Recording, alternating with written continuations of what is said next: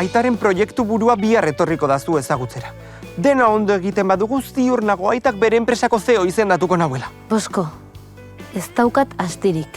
Eta gainera nik ezin dut Donostiako pija baten papera egin. Bela honen gainean, tolestuta. Barruko aldea baino ez dugu erabiliko garbitzeko.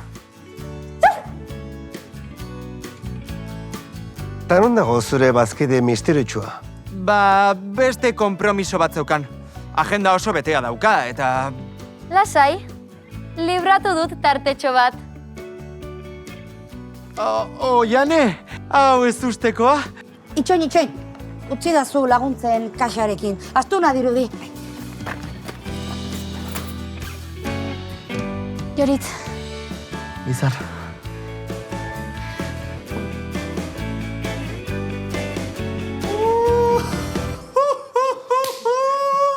Itotzen hasi naiz abesten, ez dakidalako nor naizen, denbora asko daramatzu izaten saiatzen. 31 ordu falta dira galarako. Ezin dugu denborarik galdu. Aurrera. Tatxan!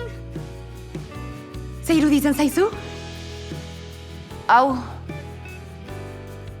Itxaron, horrekoa? Nire ama da? Elkar ezagutzen zuten.